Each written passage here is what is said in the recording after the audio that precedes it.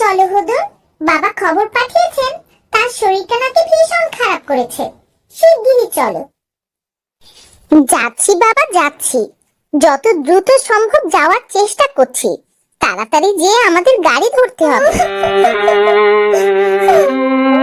বলো তো, আমার বাবার শরীরটা হঠাৎ করে এত বেশি খারাপ হয়ে গেল কেন? বাবা তো সুস্থই হয়ে গিয়েছিলেন। বাবা আমায় বলল তোমার দেয়া পান খেয়ে নাকি সে আরো বেশি অসুস্থ হয়ে গেছে। বাবার যদি কিছু হয় আমি তোমায় ছাড়বো না হুদুর, বলে দিচ্ছি। আমার বাবাকে তুমি কি খাইয়ে এসেছিলে বলো তো? আরে থামো তো, আমি আবার কি খাওয়াতে যাব? এই রে, গতবার যে পানির বদলে জঙ্গল থেকে গাছের পাতা ছিঁড়ে নিয়ে গিয়েছিলাম, ওইগুলো খেয়ে আবার কিছু হলো নাকি? তখনও তো সে সুস্থই ছিল।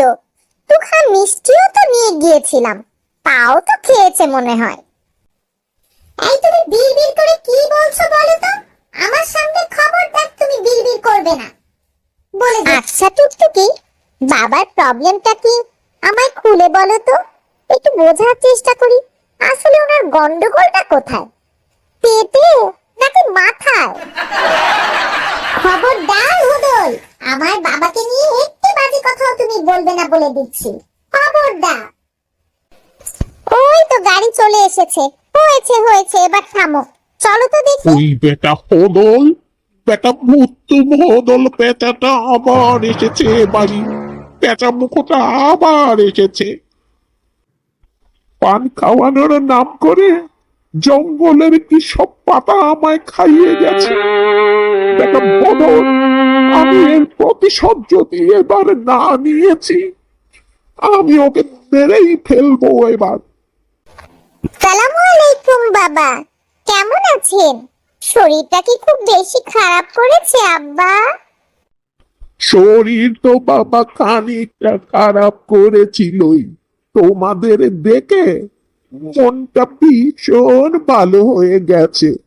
তোমাকে দেখে বিশেষ করে তুমি এসেছো, আর আমার কোনো চিন্তা নেই। সব কিছু ভালো হয়ে যাবে এবার। কি বলছেন বাবা? আমি তো বিশ্বাসই করতে পারছি না আপনি আমায় এত ভালোবাসেন আব্বা। অবশ্যই ভালোবাসি। ওই একটি মেয়ে আমার, তার জামাই তুমি। মাথা ভর্তি বুদ্ধি তোমার। তোমায় ভালো না বেশি উপায় আছে বলো? ভাবছি এই হোদল বেটাকে কি করে শিক্ষা দেয়া যায়। বেটা যদি আমার মেয়ের জামাই না হতো, কিলিয়ে কাঁঠাল পাকাতাম আমি। এই বুড়ো বয়সে যে পরিমাণ নাজেহাল করে আমাকে, জন্মের শিক্ষা দিয়ে দিব আমি এবার তোকে। বেটা বদর, ছাড়বো না আমি এবার তোকে। পেয়েছি, আমি বুদ্ধি পেয়েছি। ওই ভোদরকে শিক্ষা দেওয়ার বুদ্ধি আমি পেয়েছি। শোন বলারাম, তোকে বিশ্বাস করে মনের কথাটা খুলে বললাম। ওই হোদলের বাচ্চা ভোদল আমাকে জ্বালিয়ে মারল। এবার আমি কিন্তু প্রতিশোধ নিয়েই ছাড়বো।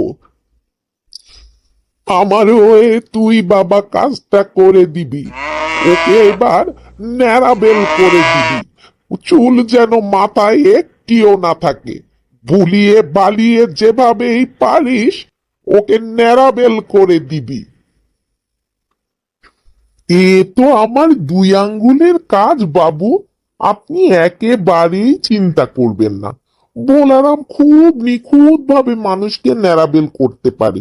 চুল কাটায় আমার 100 বছরের অভিজ্ঞতা আছে। আমি আগের জন্মেও নাপিত ছিলাম গো। আমার মা বলেছে, আমার ঠাম্মাও তাই বলেছে। আপনি আমার উপর ভরসা রাখতে পারেন বাবু।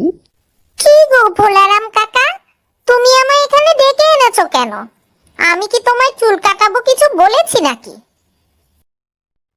না না, তুমি কিছু বলনি, কিন্তু তোমার শ্বশুর মশাই বলেছে।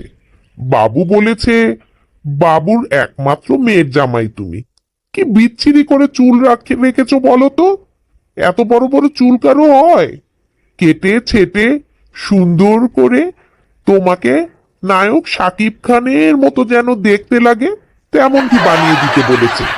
তাই আমি তোমায় এখানে ডেকে এনেছি, সুন্দর করে যেন তোমার চুল ছেটে দিতে পারি।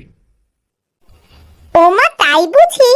তা তো বেশ বেশ, তাহলে তুমি সুন্দর করে আমার চুল কেটে দাও। কিন্তু তার আগে তোমায় আমি সুন্দর করে মালিশ করে দিব, যেন তোমার ঘুম চলে আসে। তোমার কপালে, গলায়, ঘাড়ে, বুকে, পিঠে সুন্দর করে মালিশ করে দিব। ঠিক আছে, এরপরে আমি সুন্দর করে তোমার চুল ছেটে দিব। আচ্ছা? ঠিক আছে কাকা, ঠিক আছে, তাহলে তো মজাই হবে। বলরাম কাকা কই চলে গেল? ঘুম ভেঙে দেখি কাকা নাই, আর আমি ন্যাড়াবেল হয়ে গেছি। ওরা আমার সাথে কেন এমন করলো? আমার সাথে কেন এমন করলো? এখন আমি কেমন করে বাড়ি যাব? সবাইকে কি করে মুখ দেখাবো? আমার কি হবে? সারাদিন আমি বাথরুমে বসে থাকবো, বাথরুম থেকে বেরই হব না। টুকটুকিকে বলবো বাথরুমেই খাবার দিয়ে যেতে, এখান থেকে আর বেরই হব না আমি। যদি ভোলারাম কাকাকে একটিবার আমি হাতের কাছে পেতাম, একেবারে মেরে হাড় গোড় ভেঙে দিতাম। হাড় গোড় ভেঙে তা দিয়ে তক্তা বানিয়ে, সেই তক্তা দিয়ে বিছানা বানিয়ে, সেই বিছানায় আমি ঘুমাতাম। কি হবে আমার? সারাদিন আমি এই বাথরুমেই বসে থাকবো, আর বের হব না। টুকটুকি মামনি, বদল কোথায়? ও না না না, হোদল হোদল হোদল বাবা কোথায় মামনি? কিছু বুঝলাম না বাবা। বাজার থেকে আসার পর থেকেই সেই যে বাথরুমে ঢুকেছে, আর বের হওয়ার নামটি নেই। আমার সাথে দেখা পর্যন্ত হয়নি। বাথরুমের দরজা নক করলেই বলে, কি বলবে বলে দাও, এখানেই বলে দাও। কি যে হলো কিছুই বুঝতে পারলাম না।